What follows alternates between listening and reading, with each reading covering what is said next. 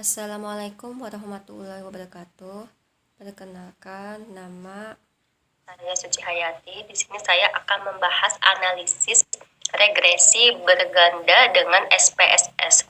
Konsep dasar analisis regresi berganda. Analisis regresi berganda bertujuan untuk mengetahui ada atau tidaknya pengaruh dua atau lebih variabel bebas X terhadap variabel terikat Y.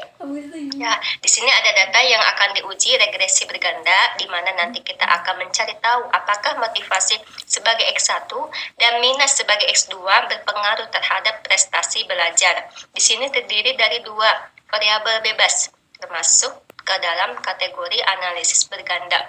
Selanjutnya, uji T bertujuan untuk mengetahui ada atau tidaknya pengaruh parsial sendiri yang diberikan variabel bebas X terhadap variabel terikat Y. Uji T, misalkan pengaruh X1 terhadap Y di sini yaitu pengaruh motivasi terhadap prestasi tanpa variabel minat. Itu disebut sebagai uji T ya. Selanjutnya uji F ya, bertujuan untuk mengetahui ada atau tidaknya pengaruh simultan bersama-sama yang diberikan variabel bebas X terhadap variabel terikat Y. UJF mengetahui pengaruh motivasi dan minat secara bersama-sama atau secara gabungan terhadap prestasi belajar Y disebut dengan uji F ya. Koefisien determinasi berfungsi untuk mengetahui berapa persen pengaruh yang diberikan variabel X secara simultan terhadap variabel Y. Nanti kita akan mencari tahu berapa persen pengaruh yang diberikan motivasi dan minus secara bersama-sama atau secara simultan terhadap prestasi belajar. Ya, selanjutnya kita masuk aja langsung ke pengolahan data dengan SPSS menggunakan ya metode atau analisis regresi berganda. Langsung saja kita ke program SPS.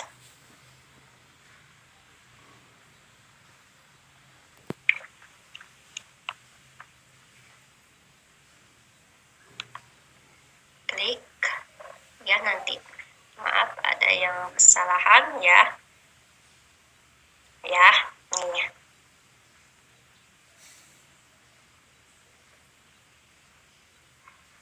dari laptopnya ya dengan ya kita masuk ke sini nih ya, data view sama variabel view. Kita klik aja langsung ya variabel view ya. Nih ya, nama name ya, disebut name. Klik ya. X1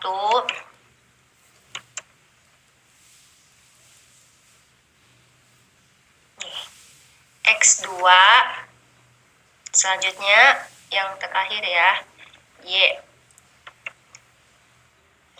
Langsung ke label ya, kita ketik ya label, ketiknya yaitu motivasi.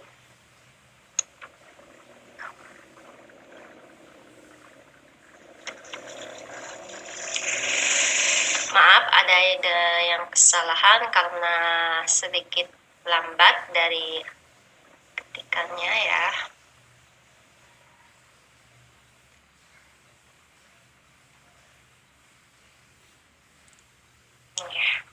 Kita klik aja langsung motivasi ya.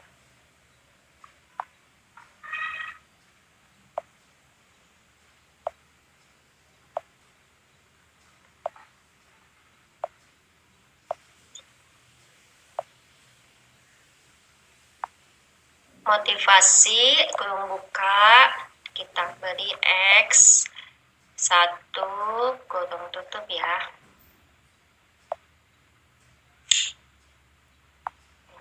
Kurung tutup. Nah, tidak kurung tutup. Nih, seperti ini. Kita selanjutnya ya minat ya.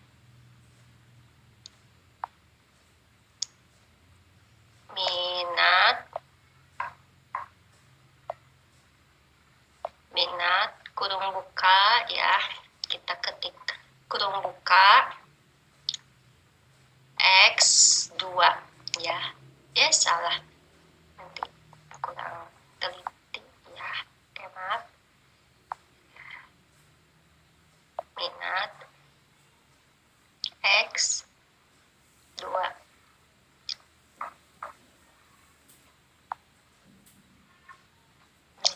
ini. Kita selanjutnya ya, yang ketiga. Nih, prestasi.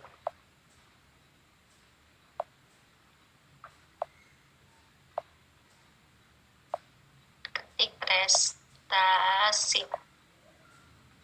Ya, kurung buka. Y, ya, kurung tutup. Nah, hasilnya seperti ini. Ya, udah jelas. Kita kembali ke data view. Nah, seperti ini, X1, X2, ya, kita kembali ke Excel, ya, ke tabel, nih, ke tabel, motivasi X1, motivasi X2, prestasi, ya, kita klik datanya, ya, sudah klik, kita copy, ya, copy, lalu kembali ke program SPSS, ya. Nih, kita klik, ya, lalu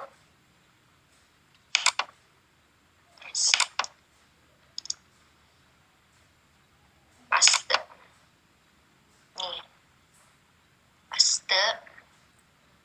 Nah, hasilnya seperti ini. Kita ke analis, kita cari ke regression, ya, linear. Nih, klik seperti ini. Nah, udah terlihat ya tabel seperti ini. Ada motivasi X1, kita klik ke dependent, ya, langsung. Minat X2, ya, klik ke independence, kita ke prestasi, ya, lalu kita oke, ya. Nah, kita tunggu ya hasilnya.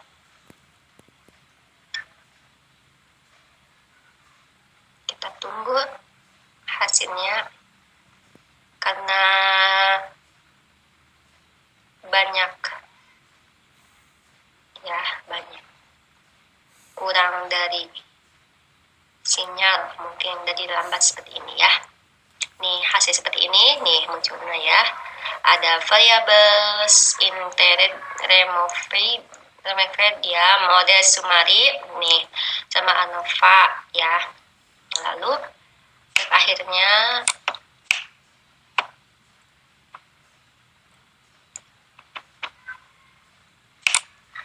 nih, ya, kita klik, ya.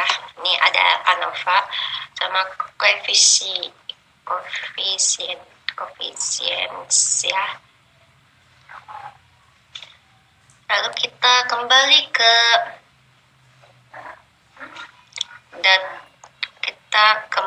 ke sini, ya, ke analis regression berganda dengan SPSS, ya.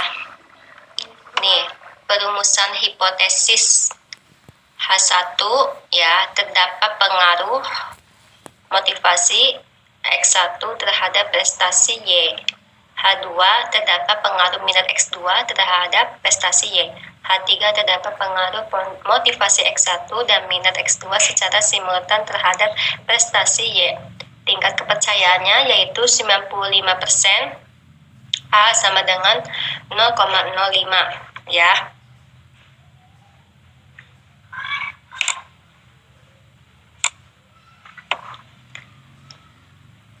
Ini data dari tabel UJF, ya. Nah, seperti ini, ya. Nanti kita klik yang ini nih, ya, 4,950,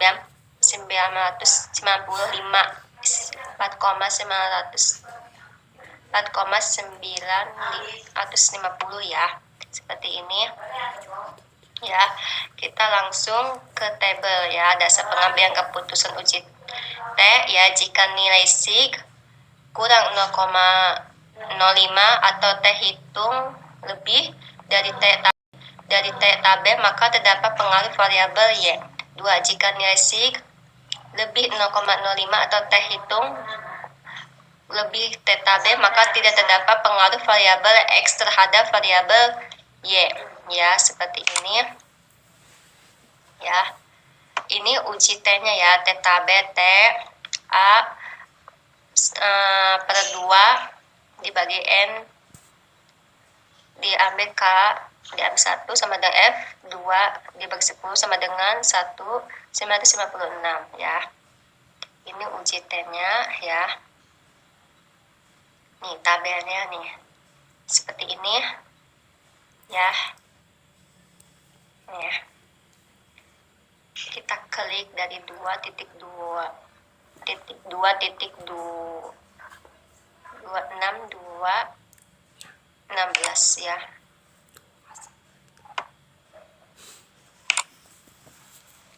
Yang ini ya, distribusi DF 140 ya. Lalu selanjutnya kita ke uji F ya. Jika nilai sig kurang 0,05 atau F hitung lebih tabel, maka terdapat pengaruh variabel X secara simultan terhadap variabel Y. Jika nilai sig lebih 0,05 atau F hitung kurang F tabel, maka tidak terdapat pengaruh variabel X secara simultan terhadap variabel Y. Ya, F tabel sama dengan F K dibagi N diambil K sama dengan F 2 dibagi 10 sama dengan 1,956 ya. Yang tadi saya terlihat ya, tabel uji F-nya seperti ini ya, 4,950. Lalu ke pengujian hipotesis H1 dan H2 ya. Efisien ya, pengujian hipotesis pertama H1 diketahui nilai sig untuk pengaruh K1 terhadap Y adalah sebesar 0,091 kurang 0,05 dan nilai T dihitung 0,1,956 lebih theta B 2,262 sehingga dapat disimpulkan bahwa H1 ditolak yang berarti tidak terdapat pengaruh K1 X1 terhadap Y ya. Lalu pengujian hipotesis kedua H2 diketahui nilai sig untuk pengaruh X2 terhadap Y adalah sebesar 0,02 kurang 0,05 dan nilai T hitung 730 lebih theta B 2,262 sehingga dapat disimpulkan bahwa H2 diterima yang berarti terdapat pengaruh K2 terhadap Y ya. Selanjutnya nih kita ada kurva ya uji T seperti ini, theta B 2,262 K X1 T hitung 19,56, X2 T hitung 0,044 ya. Area hipotesis ditolak ya. Terus di sini ada angkanya ya yang di bawah seperti ini ya, kurva uji T nih. Selanjutnya pengujian hipotesis H3 dengan uji F. Nah, langsung saja ya, udah terlihat nih. Udah pengujiannya hipotesis ketiga H3 itu berdasarkan output di atas diketahui nilai signifikansi untuk pengaruh X1 dan X2 secara simultan terhadap Y adalah sebesar 0,207 kurang 0,05 dan nilai F hitung 1,991 lebih F tabel 1,996 sehingga dapat disimpulkan bahwa H3 diterima yang berarti terdapat pengaruh X1 dan X2 secara simultan terhadap Y ya. Nah, selanjutnya koefisien determinasi model sumari ya, seperti ini berdasarkan output di atas diketahui nilai R square sebesar 0,363. Hal ini mengandung arti bahwa pengaruh variabel X1 dan X2 secara simultan terhadap variabel Y ada sebesar 363%. Itu saja ya yang saya sampaikan dari membahas analisis regresi berganda dengan SPSS ya. SPSS.